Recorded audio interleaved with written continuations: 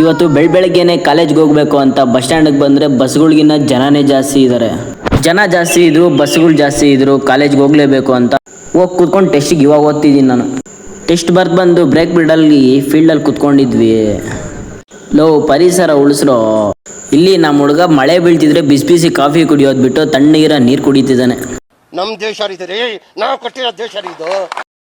ಇಲ್ಲಿ ನಾವು ರೀಲ್ಸ್ ನೋಡ್ತಿದ್ರೆ ಇನ್ನೊಬ್ಬ ಹುಡುಗ ಕಾಣಿಸ್ತಿಲ್ಲ. ಎಲ್ಲಿ ಅಂತ ನೋಡಿದ್ರೆ ಎಲ್ಲರ ಜೊತೆಗೆ ಇರ್ತಿದ್ದ ಹುಡುಗ. ಮಳೆ ಎಲ್ಲಿರುತ್ತೋ ಗೊತ್ತಿಲ್ಲ, ಬಸ್ ಇಳಿಯೋಷ್ಟೊತ್ತಿಗೆ ನಮ್ಮ ಜೊತೆ ಬಂದಿರುತ್ತೆ.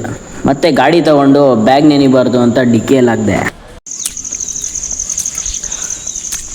ಕಾಲೇಜ್ ಬಿಟ್ಟ ಮೇಲೆ ಹೊಲ್ದ ಹತ್ರ ನಡ್ಕೊಂಡು ಹೋಗ್ತಾ ಇದ್ದೀನಿ. ನಡ್ಕೊಂಡು ಹೋಗೋಕ್ಕೂ ಆಗದೆ ಇರೋ ಪರಿಸ್ಥಿತಿ ಬಂದ್ಬಿಟ್ಟೆ ಇದು ಗೈಸ್. ಇಲ್ಲಿ ಇದ್ರೆ ನೆಮ್ಮದಿಯಾಗಿರ್ಬೇಕು ಅಂತ ತೋಟದ ಹತ್ರ ಬಂದು ಸಂಜೆ ಒಳ್ಳೆ ವ್ಯೂ ನೋಡಿಕೊಂಡು ವಾಪಸ್ ಮನೆಗೆ ಹೊರಟೆ. ಮತ್ತೆ ಸಿಗೋಣ ಗೈಸ್, ಬಾಯ್.